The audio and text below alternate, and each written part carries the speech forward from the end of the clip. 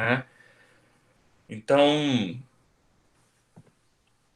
o primeiro músculo que a gente tem aí, né, para a gente avaliar é o peitoral maior, né? O peitoral maior é um... Tem gente que acha que é o maior músculo do tronco, né? Na verdade, o maior músculo que a gente tem em tronco que pega a parte superior é o deltoide, né? O deltoide é o maior desses músculos aí de membro superior e tronco. Juntando tudo, tronco e membro superior, o deltoide é o maior. E depois vem o tríceps braquial. Depois do tríceps braquial vem o peitoral maior. Depois do peitoral maior vem o latíssimo do dorso. Então você vê, né, o latíssimo do dorso chama grande dorsal, né? O músculo latíssimo do dorso. Chamava até então grande dorsal. E na verdade não é tão grande assim, né? Quando a gente pega a área do músculo, né, em centímetros quadrados, não é um músculo tão grande. Ele é fininho demais, né? Então, consequentemente, ele perde área total. E o deltoide não, o deltoide é grosso e é largo, então ele ganha em área total. Mas o peitoral maior, né, também chamado de maior aí, né, recebe uma participação importante nos movimentos complexos, principalmente nos movimentos complexos do membro superior, né, ou do tronco. Até porque quando a gente vai movimentar o membro superior, acaba movimentando os músculos do tronco, não tem jeito, né? Poucos os movimentos que a gente trabalha isolado, os músculos, né, do tronco. Esse exercício aí, por exemplo, o supino, o motor primário dele é o peitoral maior, né? Apesar de não ser o maior dos músculos que trabalha no movimento, né? É o músculo-alvo desse movimento, né? Então eu tenho aí um banco reto, né? Um banco que está paralelo ao solo, ele não está inclinado, ele está paralelo ao solo, né? E a pessoa vai empurrar essa barra aí para cima, né? Então você observa bem, né, nesse sentido aí, que nesse padrão de movimento aí, o banco paralelo ao solo, né, essa pessoa ela vai empurrar essa barra para cima, né, e nesse sentido aí, quem vai realizar o movimento, né, o motor primário dele é o peitoral maior, né? Apesar de a gente ter músculos motores secundários, né, músculos acessórios aí que vão atuar também, tá? Que é deltoide, né, e tríceps braquial, né? Então, nesse movimento aí, o tríceps braquial também vai, né, trabalhar. Por quê? A hora que eu empurro, né, eu faço uma extensão de cotovelo, né? Então, nessa extensão de cotovelo, quem trabalha é o peitoral maior, né? O que você tem que observar não é o posicionamento do banco, né, em si. É o posicionamento do corpo e para onde está a resistência, né? A resistência nessa barra livre aqui, ela está caindo para baixo, né? Então a barra, ela está descendo, a força da gravidade empurra ela para baixo e automaticamente eu tenho que empurrar ela para cima, né? Mas se eu mudar o meu corpo de posição e ficar neste aparelho aqui, ó, né? Ficar neste aparelho aqui, né? Automaticamente o peso está sendo descido contra o meu peito, né? Então o aparelho ele empurra esta barra aqui, né? Essa barrinha que ele está segurando aqui, né? O aparelho empurra ela para trás e automaticamente eu tenho que empurrar ela para frente, né? Realizando então um movimento semelhante ao que se eu estivesse deitado, né? Então, supino, né? Independente da posição que eu esteja, né? Independente da ferramenta que eu vou usar, né? Se é uma barra como nesse desenho maior, ou se é um aparelho nesse desenho menor, ou se é um cabo, né, ou se é um elástico, né, oi? Ou se é o meu próprio peso corporal, né? Então eu tenho algumas variantes aí, né, que me permitem trabalhar empurrando esse peso no plano, né, no plano transversal. Então eu vou empurrar com o meu ombro abduzido, né, em cerca de 75 graus. Repare que esse desenho que está aí, né, o indivíduo ele está com o ombro abduzido em 90 graus. Tá? Ele está assim, né, em 90 graus. Tá? Isso, voltando lá àquele conceito que a gente estudou na aula de deltoide, né? Eu estou comprometendo as estruturas subacromiais, né? Então, o movimento do supino que gera maior capacidade de força e potência é com o ombro abduzido em cerca de 75 graus, tá? Então, com 75 graus de abdução, é onde eu vou conseguir mobilizar a maior quantidade de força, né, e empurrar automaticamente o aparelho, a barra, o cabo, né, o elástico e assim vai. Tá bom?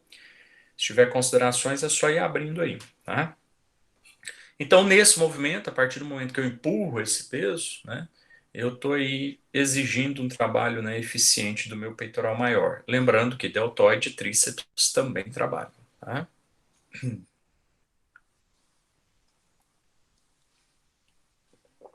Uma variante do supino é o supino inclinado, né? Ou seja, o banco já não fica mais paralelo ao solo, né? O banco agora ele vai ficar o quê?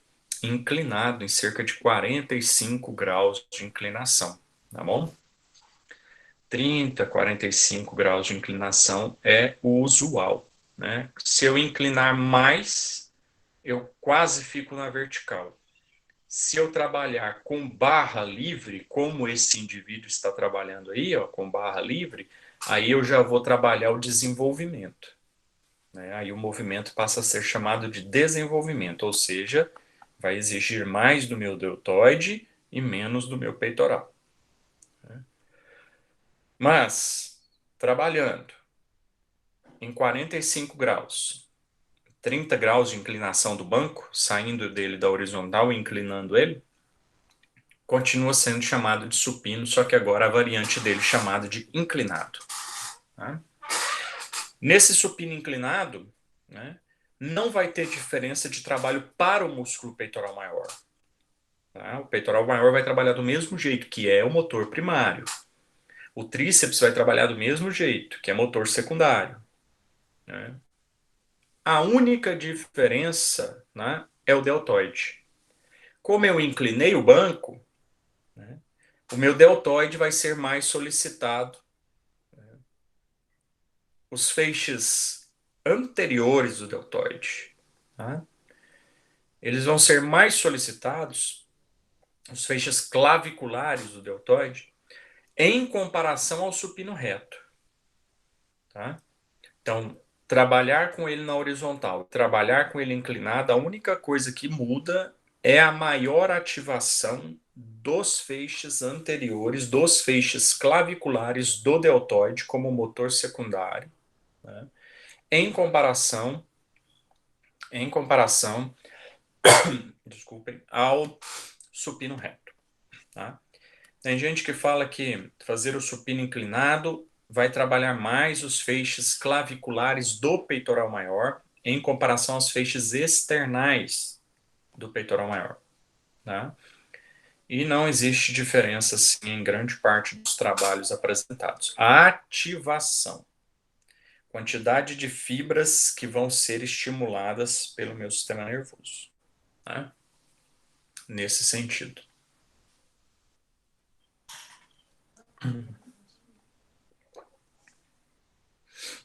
A outra comparação que eu posso fazer do peitoral é sair dos exercícios multiarticulares, que é esse que eu falei agora, supino, supino inclinado, tá?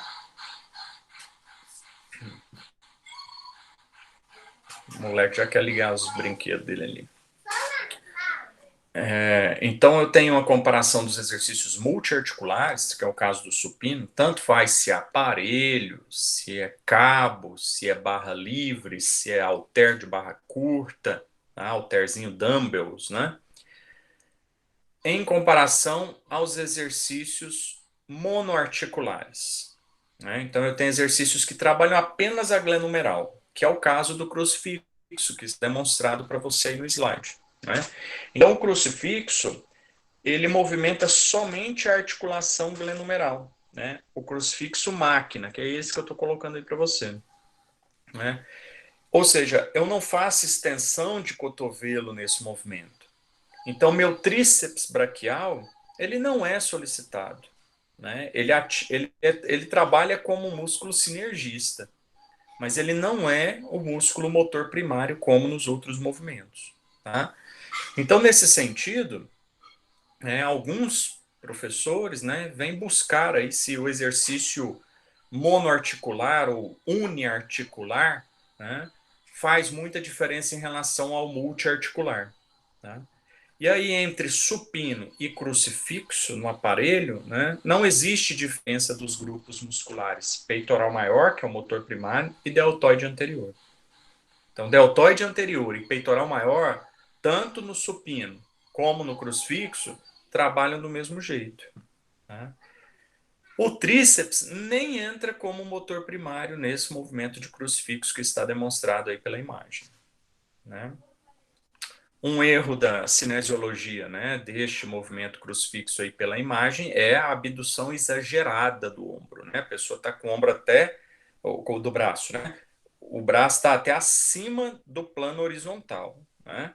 Eu não tenho necessidade disso. O meu braço ele pode ficar, né? Não precisa ficar aqui para fazer crucifixo, né? Nem a 90 graus eu tenho necessidade disso. Eu posso ficar com ele abaixo de 90 graus para proteger as estruturas acromiais. E eu vou fazer o movimento do mesmo jeito aqui, tá? O peitoral vai ser trabalhado do mesmo jeito com o meu braço abaixo do plano horizontal. Então não preciso fazer aquilo. Posso baixar ele aqui e fazer o crucifixo no aparelho, que o peitoral vai ser exigido da mesma forma, tá bom?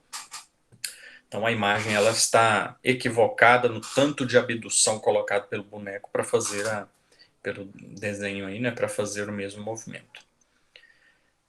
Um desses autores aí, ó, de 2007, é o professor Paulo Gentil, né? E ele fala bastante isso, né? Eu não preciso fazer exercícios isolados. Não tem necessidade de fazer exercícios isolados.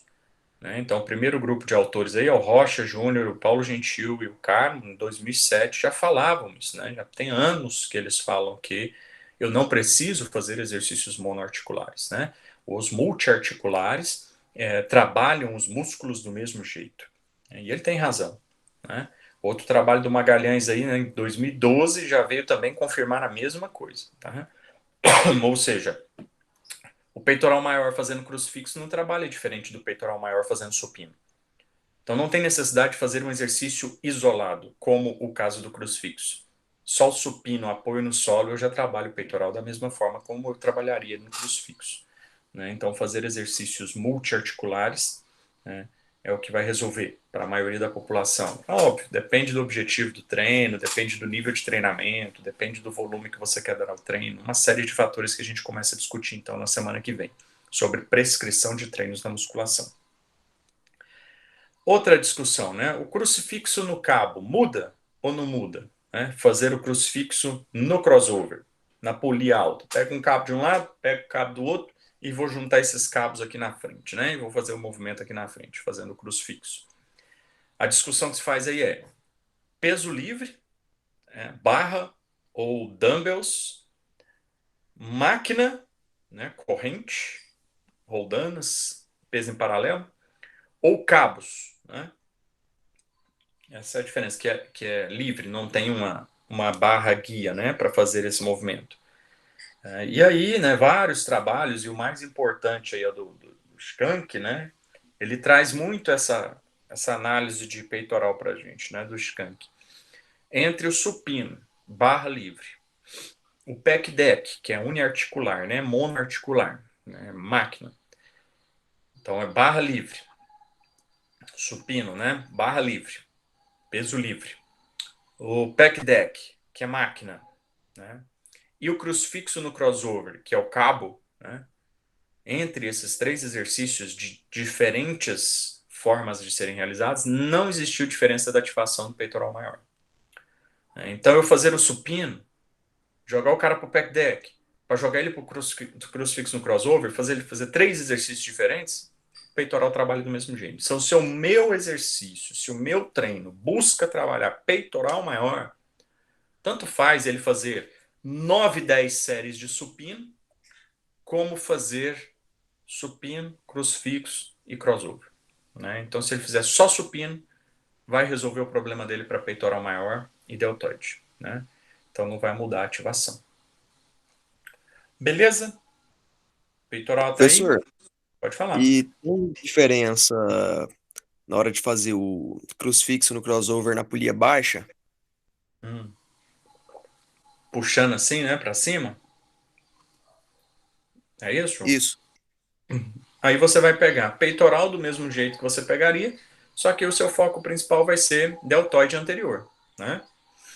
Então, se eu faço esse movimento, vou afastar aqui para ver se você consegue me visualizar, né? Se eu faço esse movimento aqui, puxando aqui para cima, né, eu estou dando ênfase no meu deltoide anterior. Isso aqui é uma elevação frontal, né? Esse exercício aqui ele não é para peitoral. Eu estou fazendo flexão de ombro no plano sagital, né? Esse exercício ele pega muito mais deltoide anterior do que peitoral maior, né? É muita especificação, né? Ou é ser muito específico tentar trabalhar o peitoral aqui.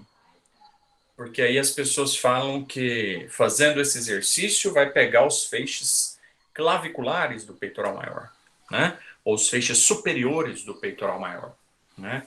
E não é tão assim eficiente, né? Então, se eu quero trabalhar mais os feixes superiores do peitoral maior, eu devo trabalhar com supino inclinado. Essa aqui é o que vai puxar mais para os feixes superiores do peitoral, né? Porque eu vou fazer esse movimento aqui, ó, né? Esse movimento aqui. Então, eu vou fazer uma adução, né? Eu vou fazer uma adução. A adução trabalha o peitoral maior. Adução. Essa flexão aqui, ó, é de responsabilidade do meu deltoide, tá? Para alguns indivíduos, dependendo da sequência dos exercícios e do método de treinamento selecionado, desculpa, ele vai trabalhar os feixes, ele vai fadigar os feixes superiores do peitoral, né? Algum marombeiro, algum fisiculturista que realmente precise de um trabalho específico naquele músculo e aí ele quer aumentar o metabolismo daquele músculo, né, daquela região. Talvez para esse indivíduo, quando ele estiver fazendo um treino de deltoides, por exemplo, né, aí vai fazer sentido ele fadigar o músculo com a maior quantidade de movimentos possíveis. Talvez para um ginasta olímpico, né, que ele precise de uma grande quantidade de força em movimentos distintos, né, mas para a maioria da população é o que o professor Paulo Gentil fala, né? Eu não preciso de exercícios isolados, né? Então não preciso isolar meu peitoral a esse ponto, porque as modificações elas são irrelevantes do ponto de vista estatístico, né? A ciência mostra para a gente isso claramente. Mas se eu quero gastar um tempo mais, se eu quero fadigar mais o meu músculo, e dependendo de quando é que eu vou colocar esse exercício uniarticular aí, pode fazer sentido. Tá? Certo, João? Certo. Obrigado, professor. Beleza. Então ele é mais para deltoide, tá? Flexão do ombro aí mais para deltoide. Outro exercício bom para peitoral, né? Trabalha muito o corpo todo, né? Só que aí já sai do isolado e vai para os multiarticulares, né? Então você tem aí o exercício push-up, né? Que é o tradicional apoio no solo, ou flexões de braço, né? No solo. Aí você tem duas formas de fazer. Ele trabalha peitoral, não ativa tanto o peitoral assim, tá? Não ativa tanto o peitoral, sendo um dos últimos músculos a ativar o peitoral. Se numa sequência, se eu for avaliar qual ativa mais o peitoral, esse aí é um dos últimos. Os que menos ativam. Não estou dizendo que ele é ruim, não. Estou dizendo que é um que menos ativa. E é um bom exercício para trabalhar toda a complexidade do nosso corpo, né? Exige aí contração de glúteo, de adutores, de lombar, de abdômen, né? E aí vai para o trabalho específico do peitoral, deltoide e tríceps, como se eu estivesse fazendo um supino, né? Então, um exercício bacana, tá? muitas pessoas, o tradicionalzão dele, né, é fazer ele no solo. Então, meus pés apoiados no solo, minhas mãos apoiadas no solo, minhas mãos apoiadas no solo. Ou seja, base estável. O solo é estável, não fica mexendo. Então, eu tenho um exercício estável. O tradicional dele é assim.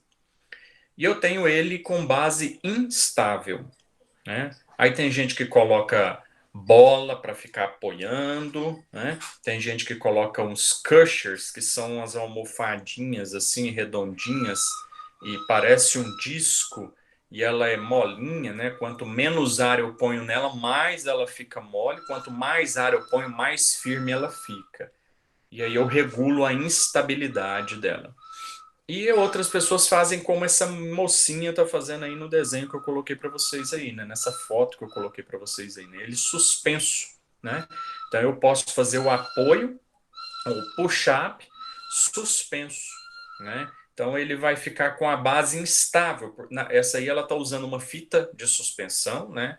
A fita mais famosa que existe chama TRX, a marca da fita chama TRX, por isso a maioria das pessoas chamam essa fita de suspensão de TRX. Foi a marca muito divulgada na guerra do Irã-Iraque, que os Estados Unidos levavam esse tipo de fita, né? Cada soldado, cada grupamento tinha poucas fitas dessa que eles amarravam inclusive debaixo dos caminhões, eram caminhões enormes, gigantes, então eles amarravam debaixo dos caminhões, amarravam em árvores, amarravam onde tinha para fazer os seus exercícios durante a estadia deles lá na guerra, né? E a marca que fez toda essa divulgação de fita de suspensão foi a TRX, então isso ficou muito famoso. Por isso as pessoas chamam de TRX, mas na verdade essa ferramenta chama fita de suspensão. E fazer do jeito que essa mocinha está fazendo aí é extremamente difícil, né? É extremamente difícil. É muita inclinação que ela está usando, então a força que ela tem que ter e a capacidade neuromuscular dela tem que ser muito acentuada. As pessoas começam inclinadas, né? Depois vai abaixando, abaixando, abaixando até chegar nessa posição que ela está aí, né? Se torna mais difícil. E aí, comparando o apoio no solo tradicional com o apoio no, né, suspenso, com a fita de suspensão, né, a maior ativação, né, os trabalhos mostram isso para a gente, já tem aí bem uns 10 anos que isso vem acontecendo. Os trabalhos mostram para a gente aí que a maior ativação dos músculos peitoral maior, deltoide anterior, tríceps braquial, quando eu faço o treino suspenso. Só que, mais uma vez, né, é muito mais difícil eu fazer o treino com a fita de suspensão do que fazer no solo estável. Óbvio, né? Então, à medida que eu aumento a instabilidade, eu tenho que recrutar mais fibras musculares. Então, meu cérebro vai ter que trabalhar mais para enviar mais informações e recrutar mais fibras musculares daquele grupamento que está sendo exigido para eu fazer o exercício, né? Mas cuidado, isso não deve ser feito com sobrecargas, tá? Fazer esse exercício aí com peso corporal, beleza. Fazer esse exercício aí e colocar anilha, pesos nas costas da pessoa, né? Caneleiras, bolsas de areia nas costas da pessoa não é indicado, tá? Isso não é funcional. Isso não é, né, seguro, tá? Fazer um agachamento em cima de um bozu. O bozu é uma meia bola, é uma meia esfera, né? A base dele é de plástico, e eu tenho uma esfera, né? Uma meia esfera daquela bola suíça, daquela bola de pilates, né? Daquela bolona grande que tem nas salas de ginástica. Fazer o agachamento em cima do bozu, né? Dessa meia bola, ou até mesmo se equilibrando em cima de uma bola de pilates, beleza, gera instabilidade e o meu corpo tem que aumentar o envio de informações para aqueles grupamentos musculares que estão sendo trabalhados, sem problemas. Mas colocar uma barra nas costas da pessoa e pedir ela para agachar em cima desse equipamento, isso não é funcional, né? Isso é risco de lesão, né? Isso não é funcional. A instabilidade é a sobrecarga, tá? Então a pessoa não vai fazer, por exemplo, nisso que a gente está estudando aqui agora, ela não vai chegar na academia, eu já vou colocar uma fita de suspensão para ela. A fita de suspensão é a sobrecarga do treino com peso corporal. Então, primeiro ela tem que aprender a fazer o apoio no solo, estável e depois eu aumentar a instabilidade. Nesse caso, primeiro eu aumento a instabilidade dos pés. Então eu coloco uma bola nos pés, eu coloco um Cusher, um Bosu nos pés e a parte superior continua estável. Então eu vou gerando instabilidade no domínio do core. Depois é que eu deixo os pés estáveis e vou para a instabilidade de superior, como o caso da fita de suspensão da mocinha aí da imagem, né? Então eu tenho progressões de instabilidade que devem ser respeitadas. Se eu chegar com um aluno na academia e já colocar ele para fazer um apoio na fita de suspensão, isso não está sendo funcional. Ele pode até fazer, ele até funciona, mas não é funcional, né? Como eu coloquei até sobre os aspectos de treinamento funcional na live de domingo, né? Até funciona fazer isso aí, ele até consegue, mas não é funcional, não vai trazer benefício para ele. Então, primeiro ele tem que partir de uma escala para conseguir chegar nessa mais extensa, tá? Aí esse trabalhinho aqui, ó, do Shank, né, que eu falei que é um trabalho muito bacana, do Barbosa também de 2015, fez a mesma comparação, tá? Então, 3 anos depois, o Barbosa fez um trabalho com a mesma vertente, né? Falou, vamos avaliar todos esses exercícios aqui, né, para que a gente possa, então, tentar diferenciar isso, se existe diferença de trabalho, né, entre os músculos. E aí eles pegaram e compararam todo, o peitoral maior, né, comparou o peitoral maior em todos esses exercícios que você está vendo aí. Supino com a barra livre, pec deck, que é o aparelho, crucifixo no crossover, que é o cabo, supino máquina. Entre esses 4 primeiros aí, não existe diferença, tá? Entre esses 4 primeiros exercícios aí, o peitoral maior trabalhou da mesma forma, né? Então, eu já tinha colocado isso ao longo da aula aí, né? Nessa meia hora de aula que a gente está tendo aí, eu já falei isso em todos esses exercícios. Supino não tem diferença, pec deck não tem diferença, crucifixo crossover não tem diferença, supino máquina não tem diferença. Aí começa a vir as diferenças. Aí começa a diminuir, ó a setinha para baixo aí, ó. Começa a diminuir o nível de ativação, né, do peitoral, tá? Crucifixo inclinado, com halter de barra curta, com halter numa mão, halter na outra. Quando eu faço o supino no banco, desculpa, o crucifixo no banco inclinado, diminuiu a ativação do peitoral. Então, meu cérebro precisou mandar menos informação para o peitoral. Por quê? Por quê? Porque aumentou o nível de informação enviada para o crucifixo, para o tríceps, para músculos acessórios no processo e motores secundários, né? Paralelas, que é o desenho que está nesse slide aí para você, né? Paralela, o carinha está fazendo uma paralela, ou dips, né? Eles chamam de dips, ou paralelas, né? Trabalha peitoral maior? Sim, mas trabalha muito deltoide, muito tríceps braquial. Então, colocar esse exercício como sendo o primeiro exercício do treino de um indivíduo é perder tempo, né? De peitoral, de peitoral, de peitoral. Então, se eu estou treinando peitoral, colocar esse exercício como o primeiro da sequência, né, é perder trabalho, né? Porque o meu tríceps e o meu deltoide vão cansar demais antes de estimular o meu peitoral, tá? Depois a gente vai falar de sequência, de organização de exercícios. Aí vem os apoios no solo. Push-up, né? O push-up, eu apoio no solo suspenso, trabalha mais. Depois o push-up na bola, né? Que a bola é mais estável do que a correia da fita de suspensão.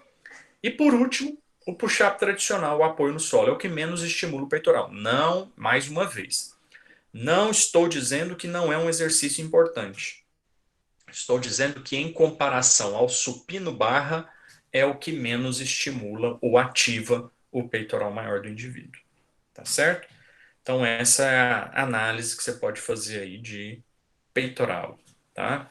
Abre o microfone aí se tiver dúvida de peitoral.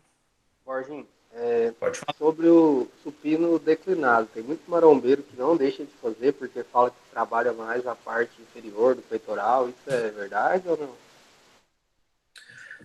Mesma coisa da análise do supino inclinado. Então, trabalhar declinado ou trabalhar inclinado, né, não muda a ativação do meu peitoral.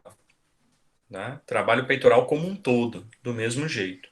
Só que fazer ele declinado vai exigir um trabalho maior do meu serrátil anterior para estabilizar minha escápula e do tríceps braquial para fazer esse movimento de, né, extensão do cotovelo. Vai aumentar a participação do tríceps braquial. né? Do tríceps, do serrátil, do grande dorsal, né? Como secundários aí no movimento. Então, é mais aquela questão mesmo, tá? Quem foi perguntou, o Igor, né? Esqueci a voz aqui agora, acho que é o Igor. Bom, trabalha mais a questão, tá? Emocional, né? Na ciência a gente chama isso de efeito placebo, certo? Efeito placebo é quando uma substância inócua, né? Quando uma ação inócua, ou seja, sem efeito, tá? Quando uma ação, uma substância que não tem efeito, ela promove efeito no corpo do indivíduo, né? Normalmente a gente escuta falar de efeito placebo com o uso de substâncias químicas, né? Então eu separo um grupo de pessoas aqui e aqui. Esse grupo de pessoas aqui vai tomar anabolizante de verdade. Esse grupo de pessoas aqui vai tomar comprimido de farinha. E eu vou falar para os dois que é anabolizante. Então, você vai tomar esse anabolizante, vai treinar por 12 semanas. Você vai tomar esse anabolizante, vai treinar por 12 semanas. Essas pessoas aqui têm um resultado, porque o anabolizante ele faz um efeito, né, significativo. E ela está sabendo que ela está tomando. E esse grupo aqui está tomando farinha. Mas ela pensa tão piamente que está tomando anabolizante que o cérebro dela acaba trabalhando mais, né, nesse sentido, e promove o desenvolvimento corporal de forma semelhante ao grupo que estava tomando realmente o medicamento. Só que eu ainda tenho como pensar em efeito placebo, né, com relação ao exercício, não é certo? E é o que acontece com algumas pessoas, né? O efeito sugestivo, né, daquela informação. Se eu falar para você que água com água morna com limão e sei lá o que, pimenta caiena, de manhã, no café da manhã, em jejum, emagrece, né? Porque eu tenho um trabalho que mostra isso, a pessoa perdeu 3 quilos em não sei quantos. Você começa a tomar e o efeito sugestivo disso te traz algum efeito, né?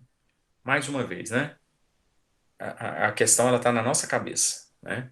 A percepção, a concentração, a atenção, ela está na minha cabeça, né? Então esse é o efeito placebo. Se eu sugerir para você e você entrar nessa vibe, acabou, acabou. Você já está nela e vai embora. Então o marombeiro, né? Ele não estuda, né? E ele vem de informações, né? De senso comum, de uma época da ciência, do treinamento. A gente chama essa época de período da arte, né? As pessoas faziam e quem desenvolvia melhor acabava tendo maior respeito. Então a ciência não existia.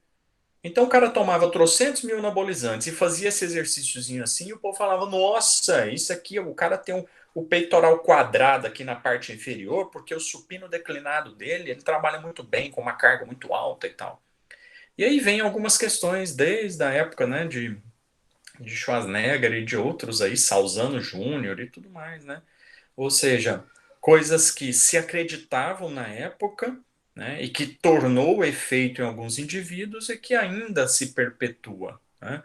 Mas nenhum trabalho mostra para a gente isso, assim como o supino inclinado, assim como o supino declinado, assim como o leg de ladinho, né? Mas se eu te sugerir que o leg de ladinho faz tanto efeito para os músculos do glúteo, porque você trabalha em rotação lateral e abdução, e você fazer e sentir seu glúteo explodir. E aí você vai continuar fazendo ele. E a sua cabeça está funcionando para aquilo. Se você não lesionar a coluna ou o quadril por conta da posição inadequada, beleza, pode continuar, né? Então, se você acredita, se você sente, né? Tem uns caras que falam assim, mas eu sinto trabalhar. Então, se o seu aluno fala assim, eu sinto o peitoral trincar fazendo supino declinado, pode continuar passando, não tem diferença nenhuma para o outro, né? Aí você vai ter que regular o volume do treino, né? Entre o tanto de músculos, o tanto de exercícios para peito que você vai passar para ele. Se o volume não vai ficar extenso demais para uma intensidade alta demais, o tempo todo. Fora isso, certo? Acho que foi o Igor que perguntou, né? Certo, Igor? Certo, Foi o João Pedro. valeu. Beleza. Né? Para todos os exercícios, para todos os treinamentos, tá? Para tudo. Se eu sugerir para você que o tênis Nike Shox ele é excelente para corrida de rua, você vai comprar Nike Shox porque você acredita no que eu estou falando, porque eu sou um corredor nato, porque eu sou um campeão de corrida, porque eu sou um cara da ciência, porque a minha análise cinesiológica ela é confiável, porque eu sou um doutor tal, e eu falar para você que aquilo, entendeu?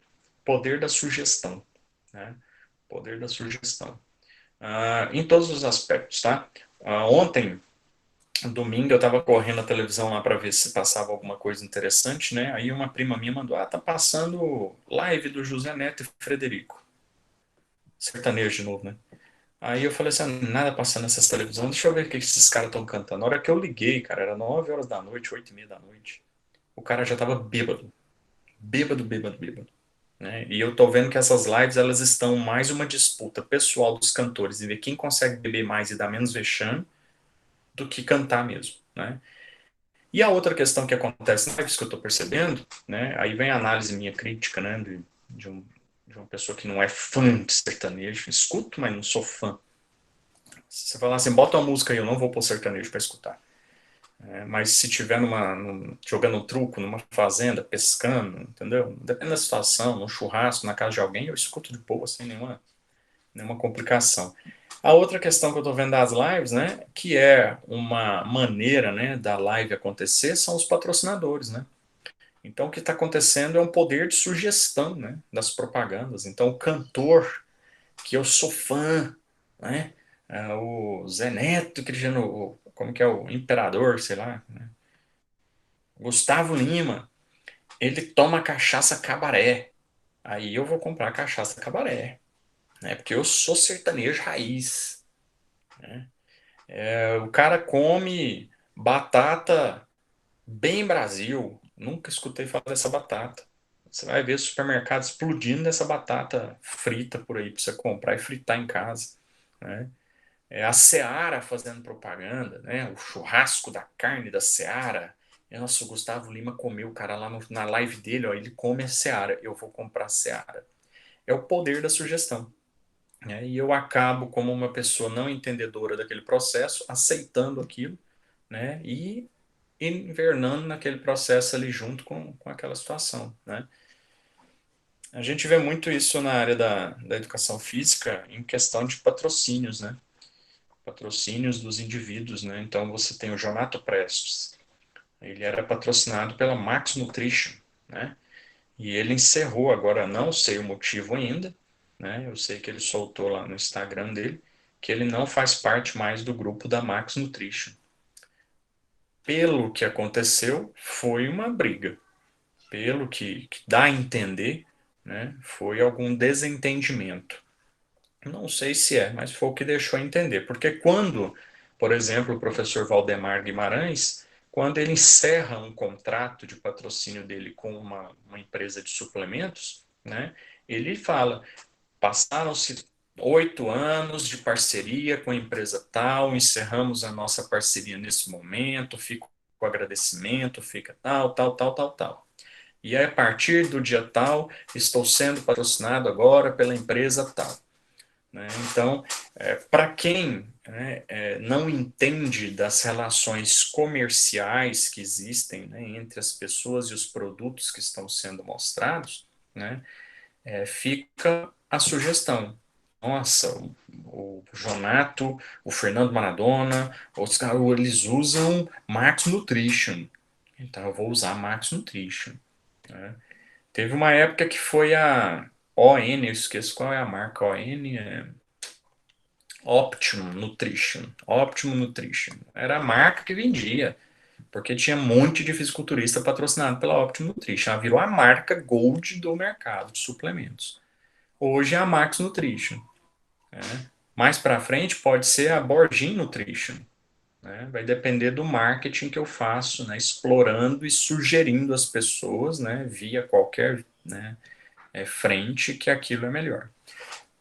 Então, Igor, a gente tem que analisar muito calmamente quando a gente vê uma postagem de alguma pessoa na rede social falando que aquele exercício é muito bom, né? Porque aquilo pode estar ali vendendo uma roupa, vendendo E aí, o que acontece? Eu estou usando a roupa, por exemplo, da minha amiga Fernanda, da Fernanda Franco, né? Minha amiga pessoal, ela tem uma loja de suplemento em Goiânia, não recebo o patrocínio dela, tá?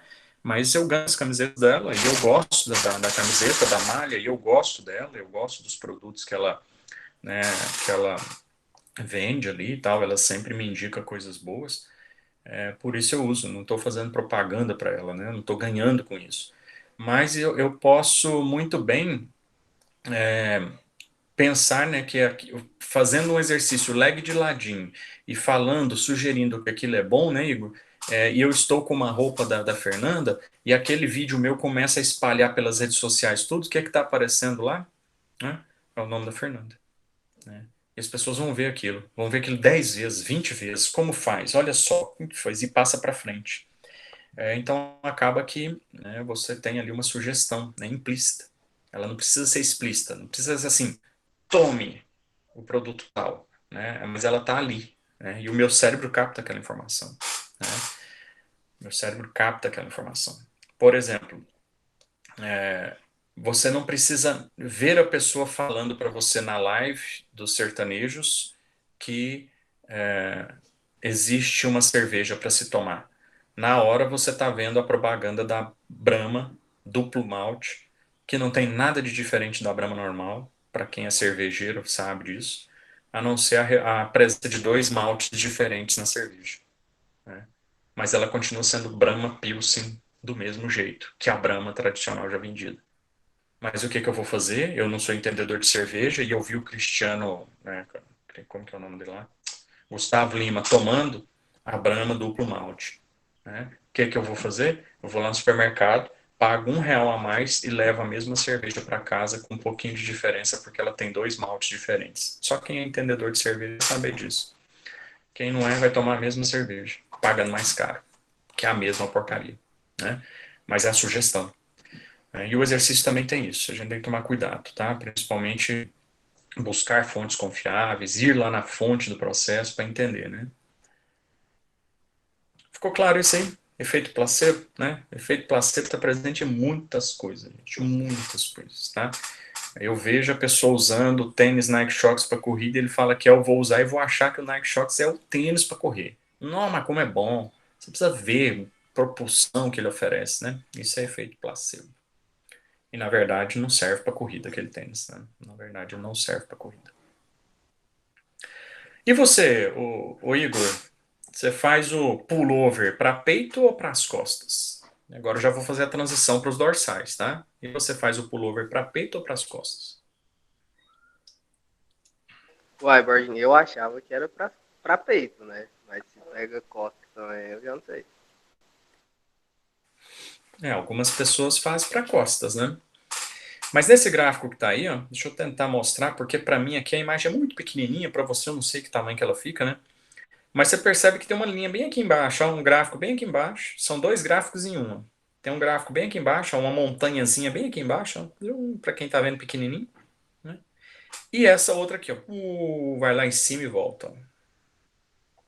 Tá certo?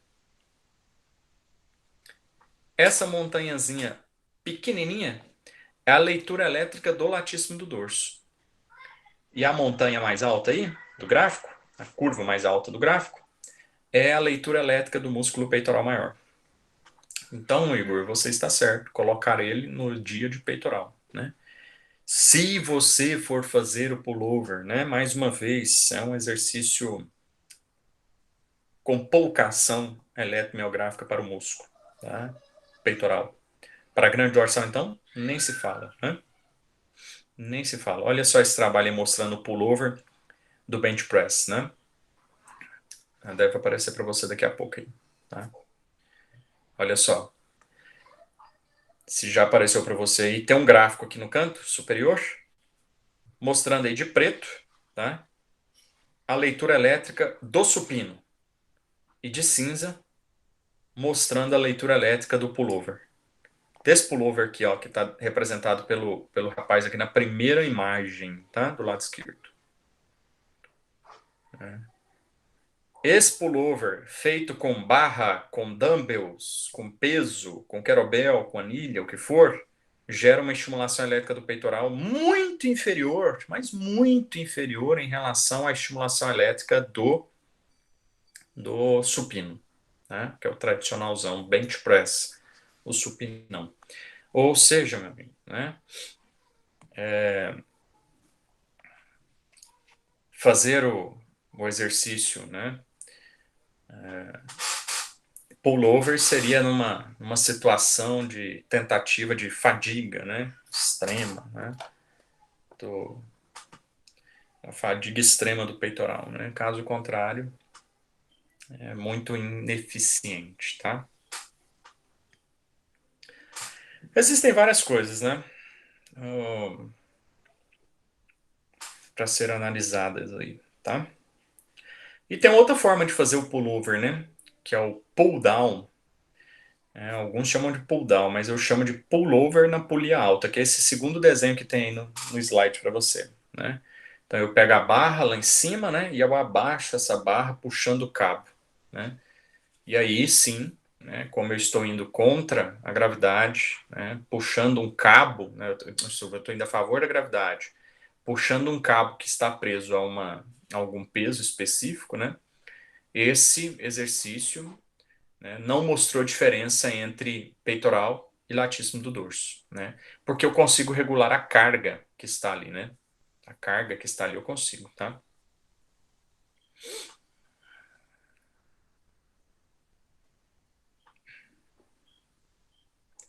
Costas. Peitoral, gente, alguma dúvida? Peitoral, abre o microfone se tiver dúvida. Peitoral, alguma dúvida? Algum outro exercício? Porque não dá pra gente analisar tudo aqui também, né? A gente vai ter aula prática, tá? A gente vai falar de posição, que eu não falei aqui, posição da mão, onde que a barra desce, angulação, posicionamento da coluna vertebral, posicionamento dos pés, que a gente não discutiu aqui. Eu falo normalmente na aula teórica, porque na aula teórica eu desenho no quadro, dá tempo que não dá para desenhar, né? Não dá para desenhar com o dedo aqui na tela do iPad, sai pior que desenho de criança. Então, eu falo na aula prática, tá? Que a gente vai ter. Perguntas? Tem bate-papo aqui. Rayane, o que é que você tá brigando aí, Diego, com a Rayane? Deixa a menina quieta. Ah, ela tá pedindo, ela falou que não consegue digitar no chat. Aí Ah, ela pediu pra eu digitar o nome dela e botar presente aí. Aí eu fiz um terrorismo online com ela, falei que eu não ia digitar. isso é bullying virtual, viu, Diego? Cuidado, isso é bullying Eu tô virtual. fazendo. Então tá. Beleza. Vamos para dorsais, então, né? Latíssimo do dorso, né? Aí você tem um monte de discussões também a serem feitas aí, né? Você tem o exercício básico, né, de costas, né, tradicional, que é a barra fixa, né? Aí tem dois tipos de pegada, tá? Essa pegada com a mão, nessa posição aqui, né, do primeiro desenho, que é a pegada supinada, tá certo? O pessoal do CrossFit chama de chin up, né? E você tem a pegada com a mão pronada, desse desenho aqui, ó, né? Que o pessoal do CrossFit chama de pull up. Então, pegada supinada e pegada pronada. Entre os dois, existe diferença na ativação do latíssimo do dorso, do bíceps braquial e do trapézio inferior. Tá? Em que sentido? Nessa pegada aqui, né, eu exijo mais do meu bíceps braquial. Eu faço mais flexão de cotovelo do que extensão de ombro. Tá certo? E neste movimento aqui, eu faço mais adução de ombro, né, e depressão da minha escápula do que flexão de cotovelo. Então aqui eu trabalho mais o latíssimo do dorso, mais bíceps braquial, desculpa, mais latíssimo do dorso, mais trapézio inferior em relação a esse primeiro movimento aqui, que é o chin-up. Ok? Então são diferenças de ativação por conta da mudança da pegada na barra. Né? Pensando nesse padrão de movimento aqui, né, no pull-up, na barra tradicional, né? Pensando na barra tradicional. Devo pegar aberto ou pegar fechado? Né? Outra discussão que se faz aí. Pegada aberta ou pegada fechada? Né? Devo pegar na largura do meu ombro ou devo pegar aberto como o desenho aí está mostrando, né? Analisando separadamente as fases de subida concêntrica e de descida excêntrica, a fase excêntrica mostrou maior ativação do latíssimo do dorso e dos intercostais externos quando eu pego aberto, né? Então, descer da barra é mais importante do que subir na barra, né? E tem gente que não valoriza a fase excêntrica, né? A fase de descida na barra. Tem gente que faz uma força absurda para subir e solta o corpo para descer, desencaixa a escápula, desce todo torto. E a fase excêntrica, ela é mais importante do que a fase concêntrica. Então, eu não consigo fazer nenhuma barra.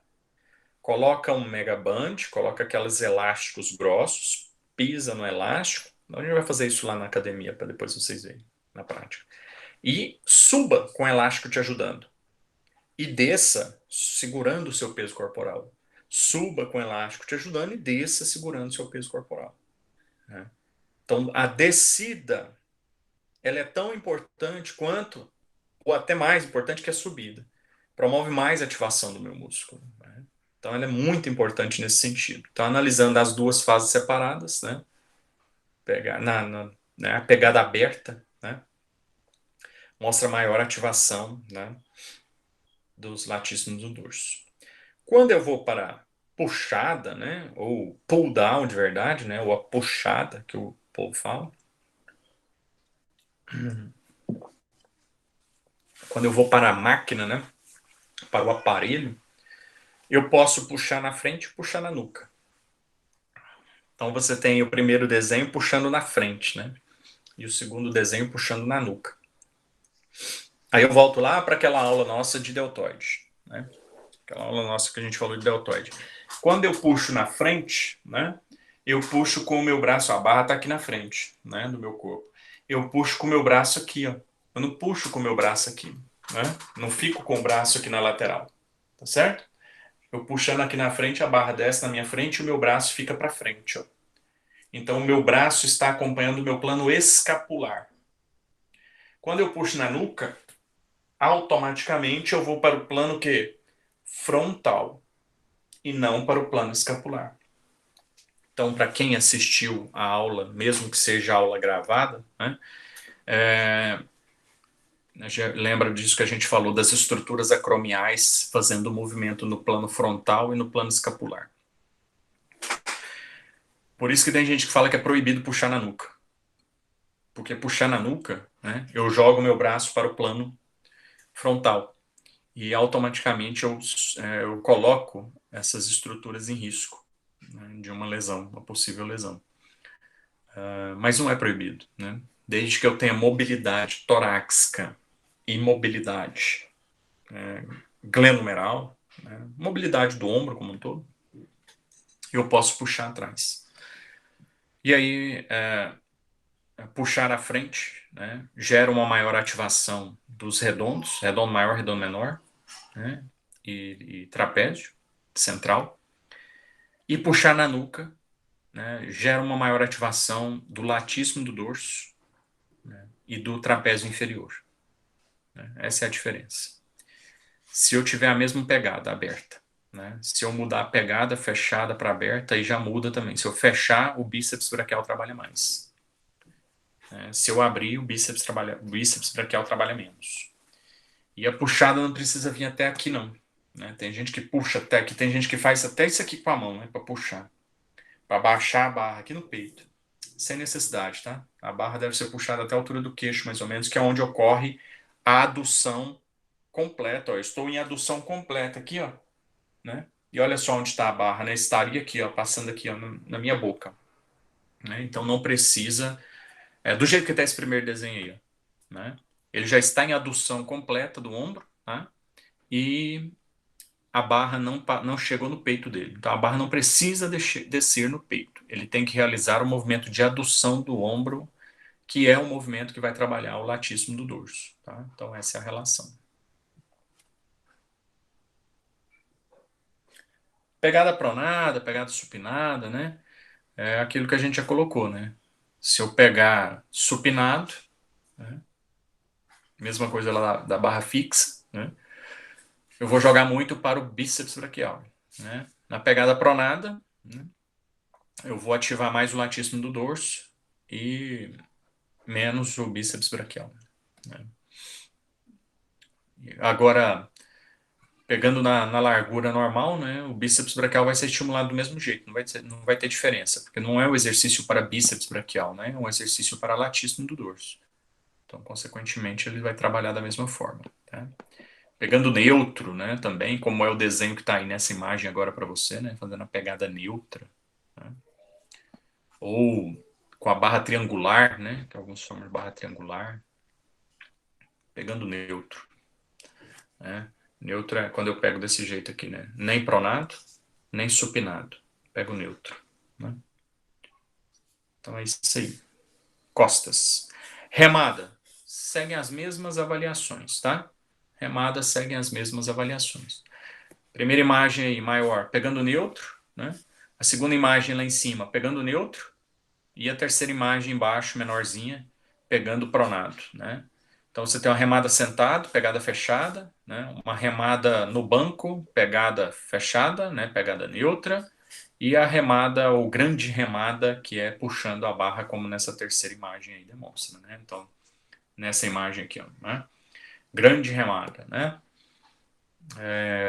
Pegando pronado. Né? Trabalha muito os redondos maior, menor e trapézio, feixes centrais, deltoide posterior, né? Pegando fechado, tanto faz nessa imagem aqui, né, como na outra, o que está mudando é a ferramenta, né? Aqui eu estou puxando o cabo e lá na outra eu estou puxando um peso livre, né?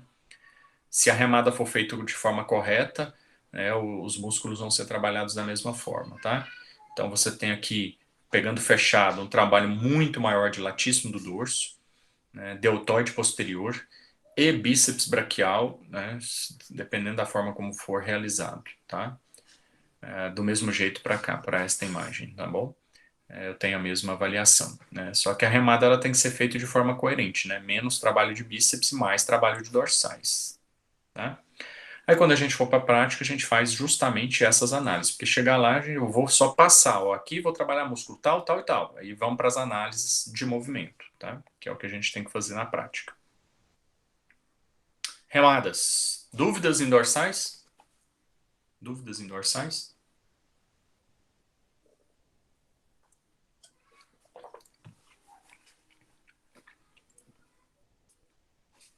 Então vamos para os abdominais. Né? E aí, abdominal é muito simples, não precisa ficar inventando tipos demais de abdominais, não, tá? Tem 3 tipos básicos de abdominais, trabalha todos os grupamentos musculares, né? Com eficiência, né? O primeiro abdominal que tem aí na imagem, né? Essa mocinha do lado de cá, né?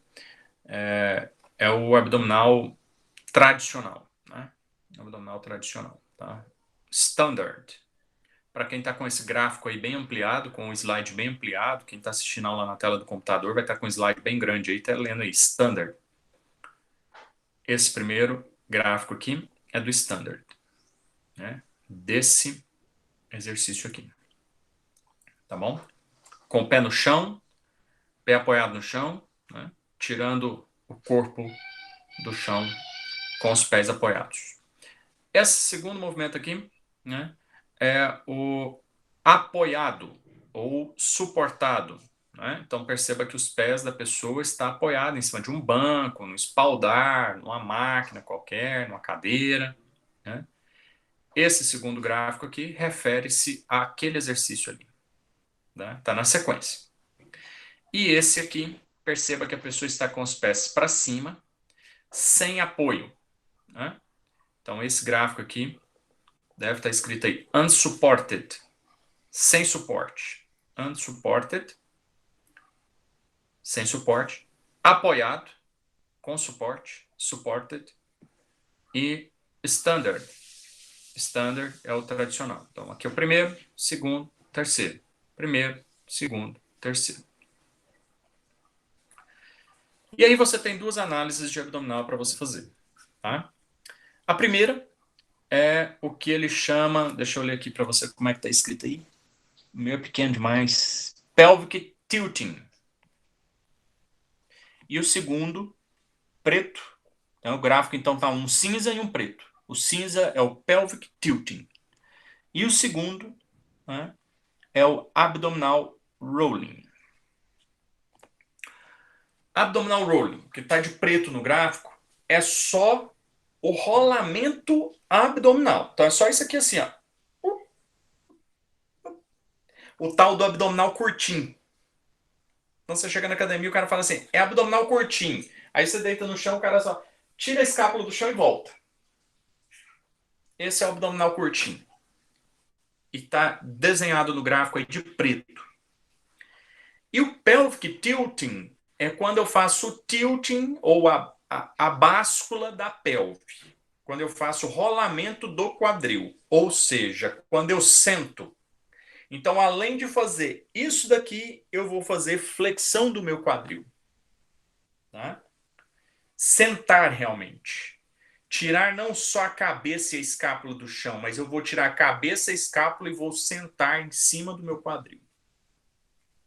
Quando eu tento fazer todo o movimento, que é o pelvic tilting, né, que é o abdominal completo, para sentar, né, você tem uma estimulação absurda dos abdominais em relação ao abdominal curtinho.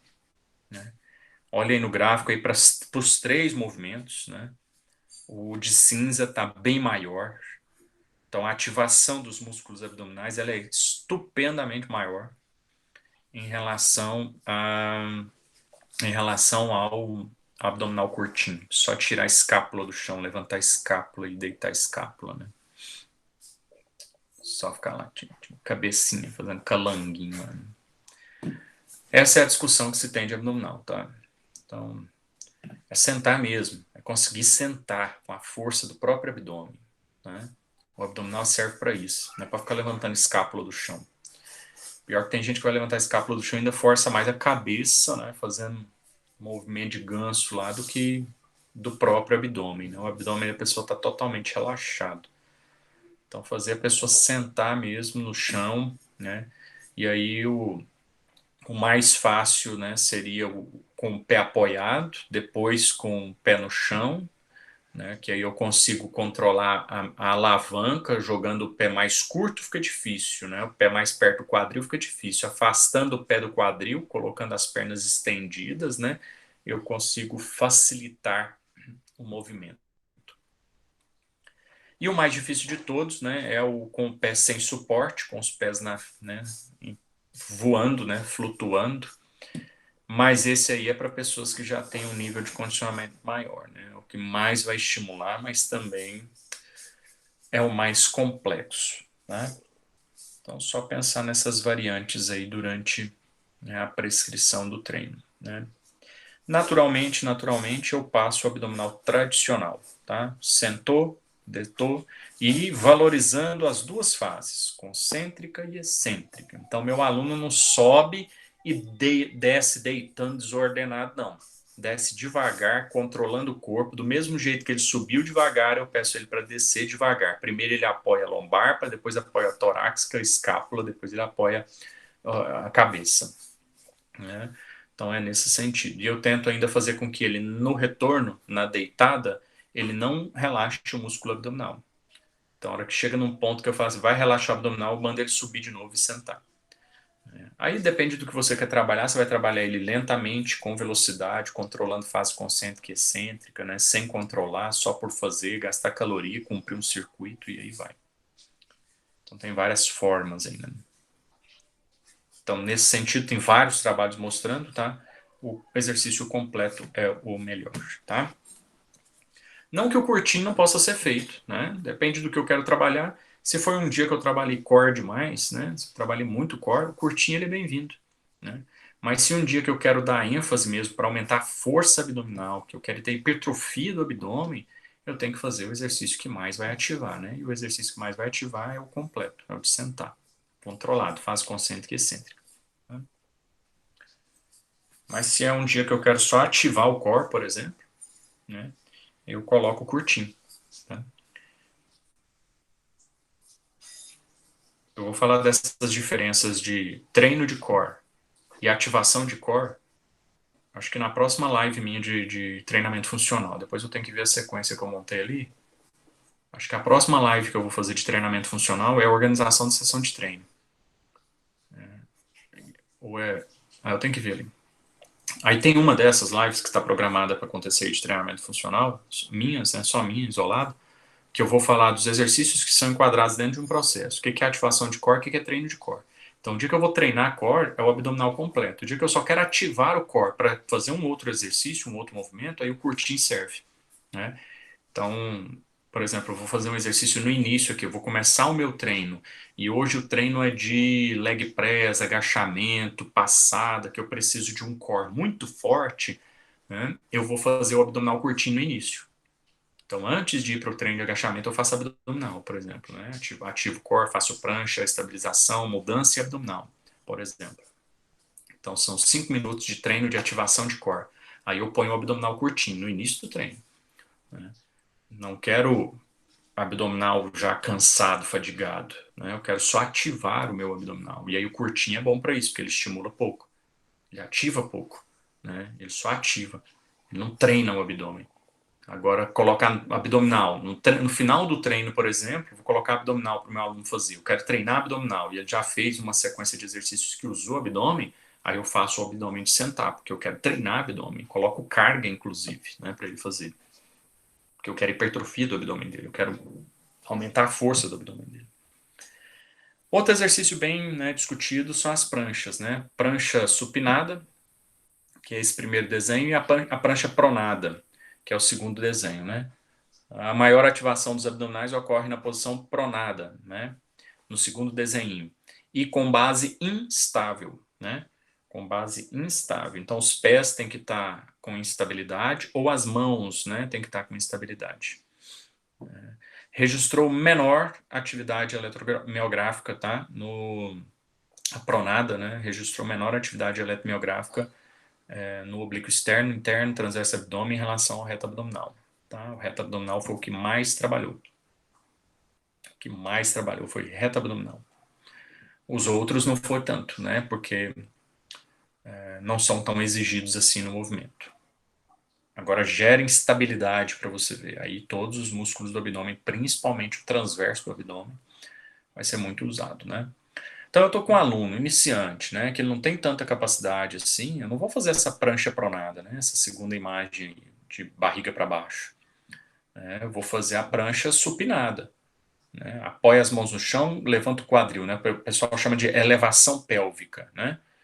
Então eu vou trabalhar o que? Abdômen, glúteos, adutores, posterior de coxa. A hora que ele tiver um core melhorado, aí sim eu vou para a prancha pronada e com instabilidade, né? Que aí eu vou trabalhar bem o abdômen, né? Vou ter maior ativação dos abdominais do que o indivíduo já teve na vida dele, tá? Abdominais, tradicional aparelho, né? Outra discussão que a gente pode fazer, no solo ou no aparelho. Se o aparelho tiver muito bem regulado para aquela pessoa, é o que mais ativa o abdômen, óbvio, né? Eu consigo regular a carga que eu coloco ali, né? Então é muito melhor. Mas se o equipamento não oferecer regulagem para aquela pessoa, né? E olha, são muitos os aparelhos que não oferecem regulagem, tá? Uma regulagem adequada. Tem aparelhos que são construídos para pessoas grandes. E aí você pega uma pessoa pequena, foge o eixo da pessoa, foge do eixo do aparelho. E aí acaba não ativando bem o abdômen. Até hoje eu já achei 2 aparelhos só, um da Cybex, antigaço, e da Life Fitness, novo, né, que até hoje, um da Hammer, que eu consegui regular o meu corpo para esses aparelhos. E aí trabalha muito o abdômen mesmo. Os outros eu sinto muito ombro, pescoço, faço muita flexão de quadril e pouca flexão de tronco. Aí acaba trabalhando menos o abdômen. Tá?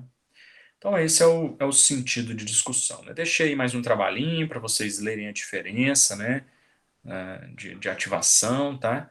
O primeiro gráfico aí, os músculos que são trabalhados no BOSU e no aparelho. Né?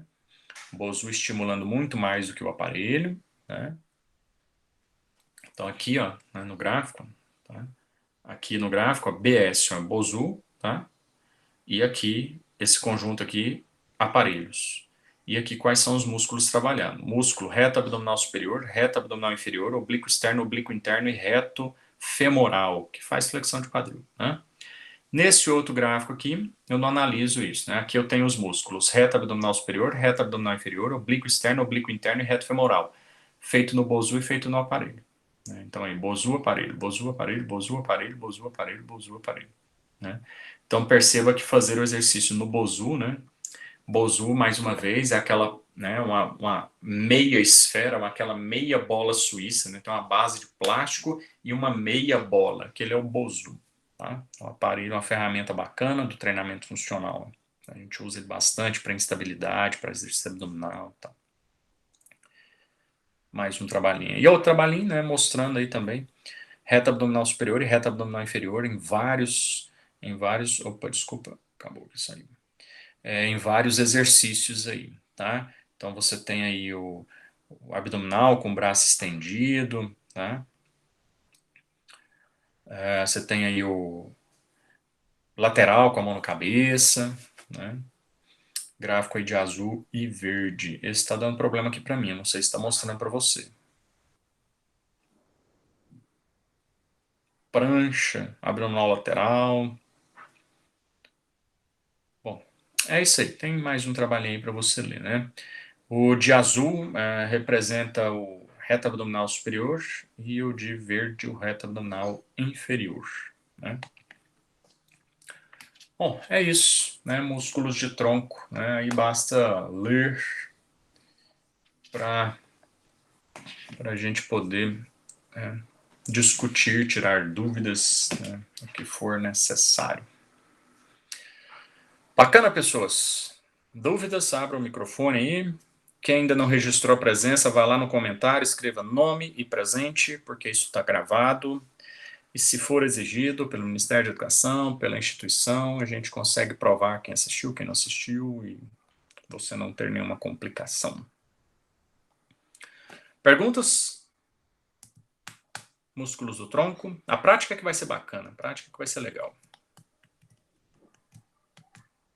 Não? Dúvida não? Professor, Fala, João. eu tenho uma dúvida, só que não tem a ver com essa aula de hoje. Pode falar. Tem uma aluna de uma academia que eu trabalhava que ela estava me perguntando, porque ela vai começar a tomar Rocutan agora, né?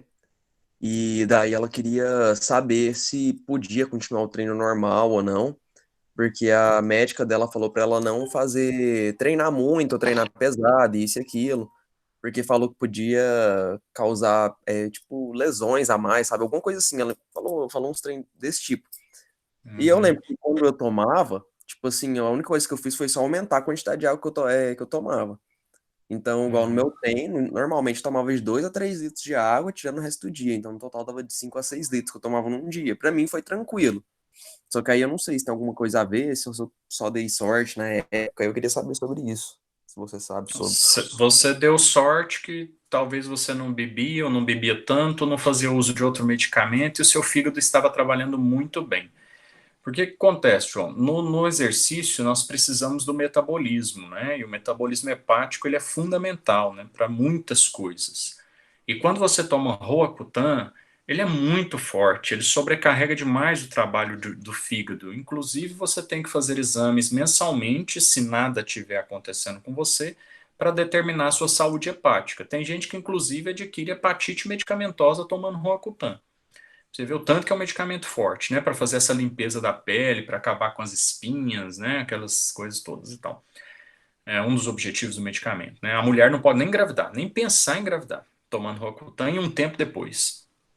Porque é um medicamento muito forte, porque trabalha, né? Muda todo o metabolismo do indivíduo. Opa, baguncei aqui. Vocês estão me vendo ainda? Parece que saiu aqui, sem querer. Tá normal. Ah, tá. Então, beleza. Porque eu não estou me vendo aqui agora. Bom, apareceu. Então, João, ela tem que tomar cuidado, sim, com treinos muito intensos, tá? Então, você falou uma coisa legal, que é beber água, né? Que ela solubiliza melhor o medicamento, então ela dilui mais o medicamento. Inclusive, para a pessoa que não está treinando, quem toma Roacutan ou alguns outros medicamentos, tem que beber mais água para diluir mais esse medicamento e facilitar o trabalho de metabolismo do remédio, né? E no caso dela, se ela treinar intenso demais, ela sobrecarrega o fígado, principalmente com o processo glicolítico, né? Então, o treino dela tem que ser de moderada para baixa intensidade, treinos mais contínuos, né? Melhorar a capacidade cardiorrespiratória, cardiovascular dela, para que ela tenha menos complicações. Pode ser, né? Como aconteceu com você. Meu irmão também aconteceu isso. Ele tomou Roacutan e treinava pesado e não teve nada, mas bebia água parecendo, entendeu? Então, assim, pode ser que não aconteça nada, né? Mas sobrecarrega o trabalho hepático de metabólico, né? Então, eu preciso tomar cuidado, tá? Então, eu não passaria treinos intensos, passaria treinos moderados, treinos moderados para leves, com busca de ganho de resistência muscular localizada, com ganho de resistência aeróbica, capacidade de VO2, trabalharia nesse sentido, né? Gastar caloria, emagrecer, mas não passaria treinos de hipertrofia, por exemplo, entendeu? Eu sou um personal muito cauteloso, tá? Eu prefiro pecar pelo excesso de cautela do que pela ausência dela, né? Ela vai morrer fazendo um treino com você se você fizer um treino intenso com ela? Não, não vai, tá? Ela pode ter alguma complicação hepática, passar mal e ter que ir para o hospital, internar para fazer algum tratamento. É isso que vai acontecer. E interromper o tratamento com o Roacutan dela. É isso que poderia ter que acontecer. Agora, sempre se o médico dela liberar ela para fazer exercício. Se o médico soltar um atestado falando que ela deve fazer exercícios leves, não fazer exercícios intensos, se você desrespeitar isso, a responsabilidade é toda sua, cai toda em cima do personal que prescreveu. Então, se tem um atestado médico autorizando ela a fazer X ou Y, é aquilo que você pode seguir, né? Mesmo o médico não sendo profissional de educação física, o exercício, ele faz parte da prescrição do médico. O médico pode prescrever exercício. Então, se o médico falar exercícios leves, caminhadas e tal, evitar treino de musculação, e você não evitar. Por quê? Porque ele pensa que o treino de musculação é intenso, né? Mas então eu tenho que fazer treinos o quê? Leves. Leves a moderados. Eu seguiria por essa linha, entendeu, João? Mais uma vez, não estou dizendo que se ela fizer treino intenso ela vai passar mal e vai morrer, não é isso. Mas eu prefiro ir pela cautela, tá? Entendi, Mais professor. perguntas? Beleza? Beleza. Ana Paula, Fátima, Gabriel, Júlia, Luiz, Márcio, Rayane, tem gente que entrou, não falei nem bom dia, porque eu já estava conectado dando aula aqui, tá tudo bem com vocês? Alguma dúvida? Sem problemas. A Rayane tá presa lá, não consegue nem falar, nem digitar, nem nada. Sei lá o que aconteceu. Ah, fala para ela que a gente não tá sentindo falta dela mesmo, não. Fala para ela lá. Tá, tá bom do jeito que tá. Terrorismo online é bacana. Valeu, professor. Abraço. Bullying digital. Obrigadão, Diego, até mais. Júlia, Ana Paula, tudo bem? Tranquilo, né? Beleza. Pessoas, se não tem dúvida, encerramos a nossa aula aqui, tá? E na semana que vem a gente entra então com a estrutura do treino, que eu vou dividir a aula em duas partes, tá bom? Essa aula já está gravada da outra turma ou dos áudios que eu fiz, tá? E já está no YouTube. Quem não assistiu ou perdeu alguma parte, é só entrar lá no YouTube do Borginha e assistir. Tá gravado lá só para vocês, beleza? Beijo para vocês e até segunda. É.